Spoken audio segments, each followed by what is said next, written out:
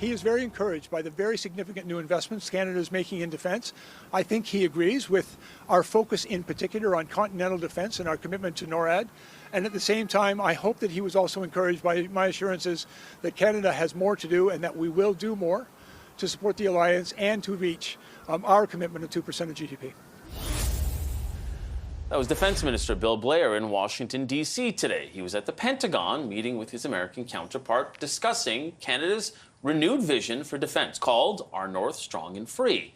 The plan will see billions more spent on national defense. Now, not enough to hit the NATO target of 2%, but close.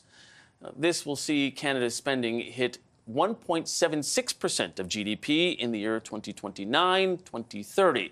There are a lot of numbers to this, but what about the political calculation for this government? Let's bring in the front bench. CTV political commentator Scott Reid. He's the former communications director to Prime Minister Paul Martin.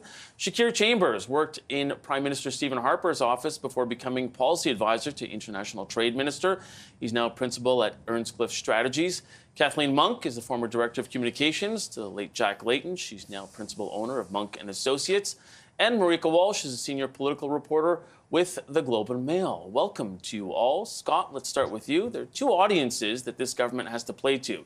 There's the international allies who want to see this government spend more, but domestically, they really need to rein in spending. So how difficult is this dance? It's not as difficult as we make it out to be. Like, let's be honest. The reality is that people want to be certain that the government isn't glib about defense issues. I think, people that are expert in these matters look at the government's focus and their new plan and say, yeah, that makes sense. Like, let's focus on Arctic waters. Let's focus on continental defense. Let's make certain that we're integrated in doing our bid for NORAD and obviously doing our bid for NATO. But it isn't like there is a storm of people saying 1.76 is not 2 and therefore it's no good. That's it. And internationally, the reality is that Canada's doing okay by the NATO standard. This 2% rule has become this kind of arbitrary standard that everybody's measured by, but nobody meets. So let's not flip ourselves out. Bill Blair is fighting the fight, and he's saying, I'm going to try to get us as close as that, and that's pretty much what Canadians are looking for. That's pretty much what our allies are looking for. The next election will not turn on this. It won't turn on this, but Shakir, you do hear from the NATO Secretary General saying Canada and others, they want everybody to at least have a deadline to 2%. And Canada doesn't even have that sort of sight line on when we're going to hit 2%. Yeah, and I agree with Scott a bit. The election won't turn on this, but I do think this is more of a weaker spot for the Liberals, right? Not only because of the noise that's out there, but even some of the realities in our military.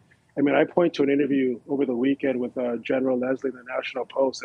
And he pretty much just said the Prime Minister and Cabinet don't take defense seriously, like full stop, right? So when I see someone like Bill Blair out there talking about, we'll find a way to get to our 2%, or, our NATO allies fully support what we're doing here, I expect him to say all these kind of nice and positive things. I mean, Leslie said it himself. We say all these good things in public, so do our allies, but behind closed doors, conversations are much more brutal and much more harsh towards Canada. So I think, listen, it's not going to win or lose an election whether or not you reach that 2% target. But I do think when people hear stories about, the issues of recruitment in the military, the minister himself said it's a death spiral. When people hear troops are, struggling to find adequate housing, or some troops even eating out of going to food banks to kind of make ends meet, I think those issues do bother Canadians. And it doesn't make people happy or proud to serve in the military. If that's the state of our military, that's the way we're treating our troops. And I think after 9 years, I guess, of the Liberal government, are they up to meet this challenge? Do they have credibility on this issue? And I think, the credibility on the defense issues generally and just military procurement, I'm not sure it's there for the Liberals right now.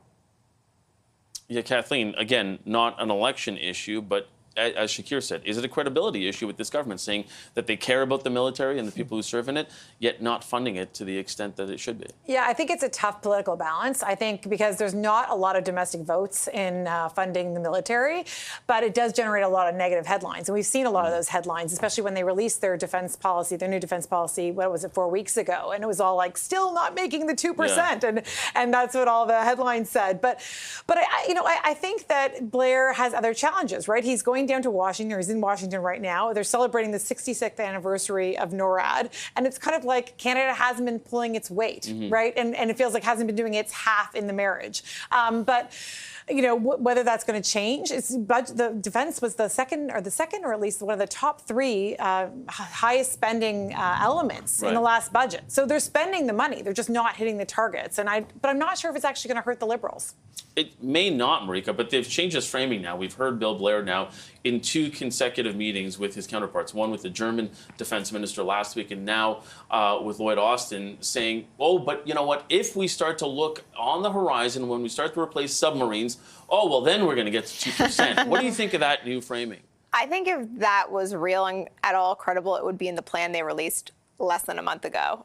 The fact that it's not in the plan, the numbers that the plan could show was 1.76%. And even then, experts were very skeptical that the military actually had the capacity and capability to spend that money and have the staff to even spend that money. I think raises a lot of questions about whether yet adding another procurement scheme to the military's troubled procurements would actually lead to 2% of the NATO targets. I do think it's different. I do think since the war in Ukraine, our allies actually do see it very differently because they are behind the front lines of the Ukraine war. And so they are doing more defense spending and they want Canada to now step up. We are now trailing more. But it's not something that the Liberals have shown is on a clear trajectory to happening no matter what Bill Blair says after the fact. Yeah, and Scott, what does it mean when we stand on the world stage and say, hey, we stand with Ukraine, don't worry, we'll be there through thick and thin, but we're still not spending that number? I mean, our allies sort of look at it and go, okay, so, to borrow a term, show me the money. Do they? But do they, though? I mean, I don't know. If this is the litmus test, then I guess we'd be hearing openly from all of our allies that Canada's doing too little. I don't hear that, actually. Well, we did. Sorry, just to interrupt, Scott. Vashi did have the U.S. ambassador to NATO come on this show and really call out Canada and say that they want Canada to do more. Yeah, they're always going to say they want us to do more. But when it comes to Ukraine, we're dedicating literally hundreds of millions of dollars. We're dedicating enormous amounts of resources. And look, from a political perspective, to haul it back to, let's take a sip out of the reality cup. We can all have this debate, but Pierre Poilievre has said that much about 2%. Has he committed to 2%? Is that the litmus test that he'll meet? Because you know what?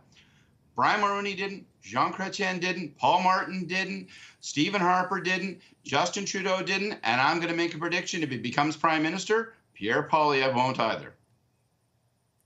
Shakir, what do you think? Does Poilievre need to answer on that? Will it be in his platform? That's the point, right? I mean, I'm not speaking for the party, but that's the whole thing. What will he articulate on defense policy closer to the election? But I don't really think this is about Pierre Poilievre, to be quite honest. It's about the Liberals being in power for the past 9 or so years. Listen, frankly, they had a defense policy update in 2017, right?